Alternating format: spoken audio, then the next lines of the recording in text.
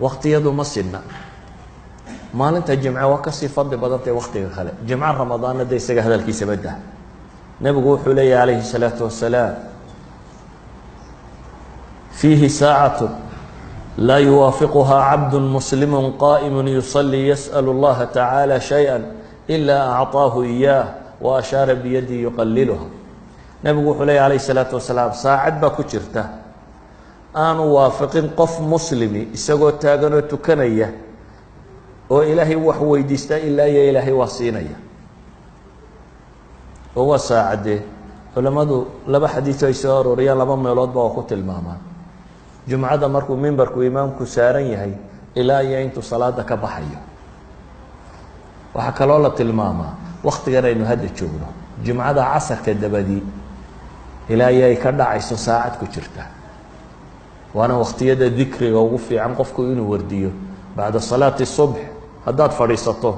oo wardidid ilaa cadceedu kaaga soo baxdo oo aad laba ragcadood tukatid wuxuu nebigu ku tilmaamaya inay tahay maxay xajatun taama buu nebigu ku celiyey waa xaj dhammaystiran baa la yidhi adoo hadda masaajidka iska fadhiyaad yeelatay xaj bacda alcasarna isna waa waqtiga fadliga badan leh haddaad weliba casar jimce hadduu noqdo saacatulijaabahay culamadu sheegayeen baa ku jira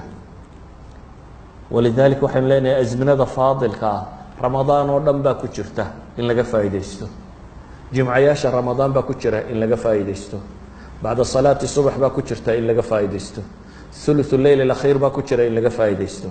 qiyaamu leyl baa ku jira in laga faa'iidaysto leylat lqadri baa ku jirta in laga faa'iidaysto cashri alawaakhir baa ku jira in laga faa'iidaysto waxaasoo dhanna waxaa lagu wada tilmaamaya ama xaj taama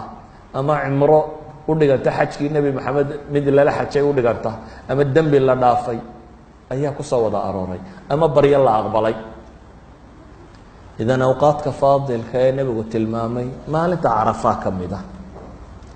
awqaadda faadilka ee nebigu sheegay calayhi salaatu wasalaam waxaa ka mid ah labada aadaan inta udhaxaysa markuu mu-adinku aadimo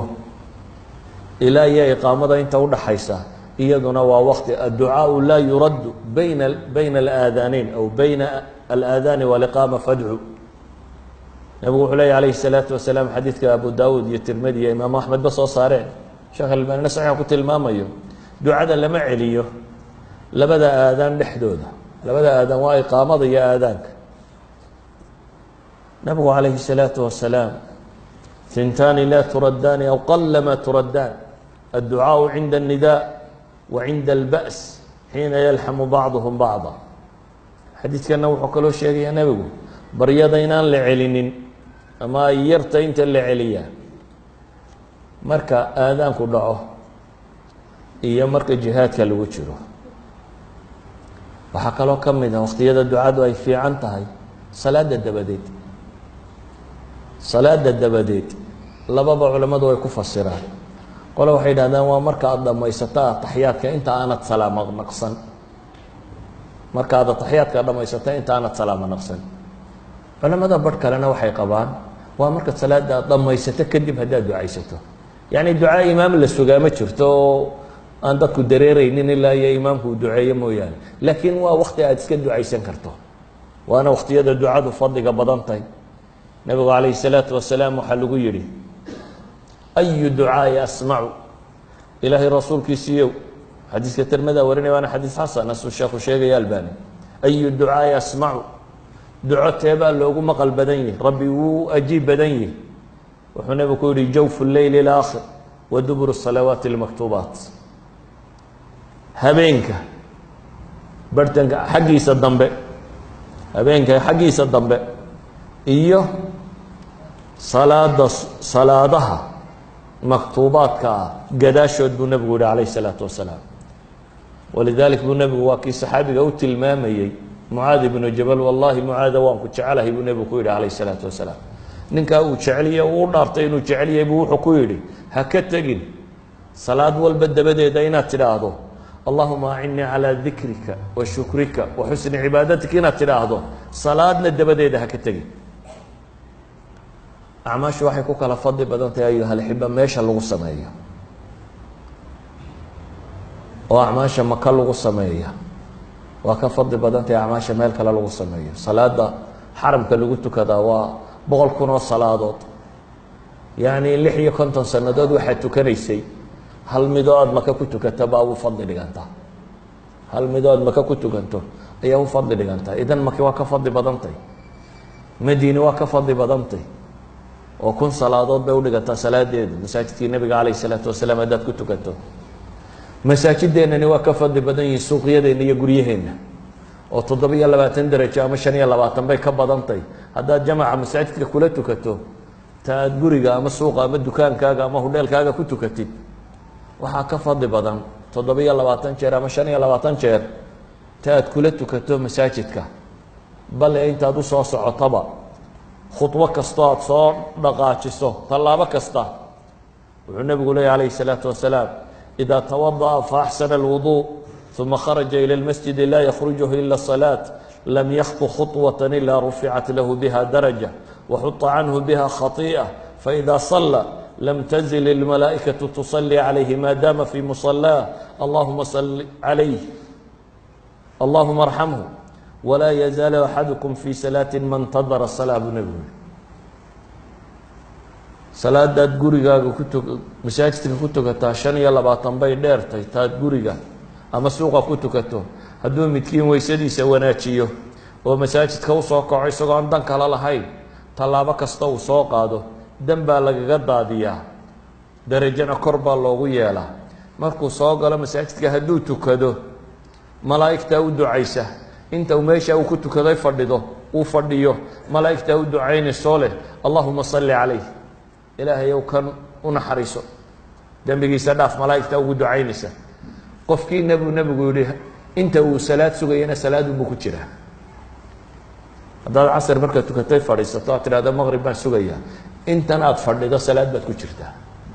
inta aad fadhido masaajidka aad iska fadhido waxaad la mid tahay nin tukanayo salaad ku jira baad la mid tahay. acmaasheenni waxay u kala fadli badan tahay siday u kala anfac badan tahay dadka, tacadiga ay u kala samayso. oo qofka dadka hanuunka ugu yeedha hadday hanuunkaa qaataan dee qof wal oo hanuunkaa qaatay ajarkuu leeyahy ajar la mida buu leeyahy. maanta imaamu shaafici raxmat ullaahi calayh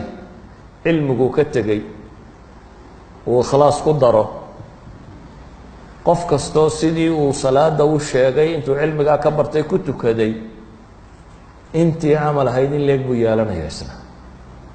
haddaad suuqa qabato qof u yeedho tidhaa warkaalay salaada tuko salaada bartid, qofkaasi intuu salaad tukanayo tiisi isagu uu leeyahay adna in leeg baad la leedahay. intuu salaad tukada in leeg baad leedahay. idan acmaasha tacadiga acmaasha gudubta way ka fadli badan tahay acmaasha aan gudbin. walidalik bay culamadu waxay dhahaan faraa'idda marka laga yimaado maxaa u fadli badan sunanka? alcilmu bay yidhaahdaan. maxaa ku xiga? aljihaadu. maxaa ku xiga? addikru bay yidhaahdaan. culamada qaarkoodna khilaaf bay geliyaan way isweydaariyaan. yacni waa acmaal tacadida kuwa kani. saa daraaddeed baa laga horreysiiyey dikriga inay ka fadli badan yihin. kayfiyada loo sameeyaa kala fadli badlaysiin karta. oo nabigu calayhi الsalaatu wasalaam ama qur-aankaba ilahay wuxuu leeyahy qad aflaxa almu'minuun aladiina hum fii salaatihim khaashicuun. salaada lagu khushuuca way ka fadli badantahay salaada maxay aan lagu khushuucin. salaada markaad ku jirto qalbigaagu soo jeeda waa adagtay inuu soo jeedo, waa xaqiiqa.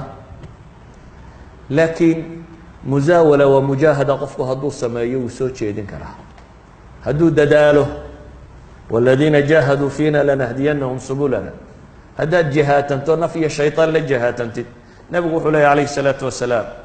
ina alcabda la yuصلي الصلاة wma kutiba lahu ila نصفha ila ثuluثha ila rubucha ila khumusuha xataa balaga cushurha. nabigu wuxuu yihi calayhi الsalaaةu wasalaam addoonku wuu tukadaa markaasaan salaada looga qorin nus mooyaane, 3 dalooloo dalool mooyaane, 4 dalooloo dalool mooyaane, 5 meelood meel mooyaane, 6 meelood meel ilaa uu nebigu gaadhsiiyey 10 meelood meel mooyaane. yacni dadkan safka ku wada jiraa isku salaad maaha,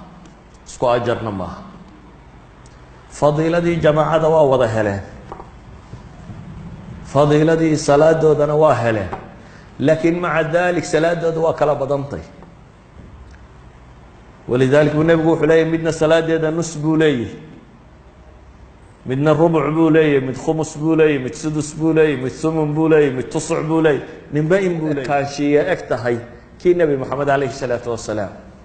قل إن كنتم تحبون الله فاتبعوني يحببكم الله وقاعدة عامة متابعته إني عمل كين رسولك عليه الصلاة والسلام ويكاده قف بقف كون نبي عمل كيس وقدوي هي أي عمل كيس كفض بديه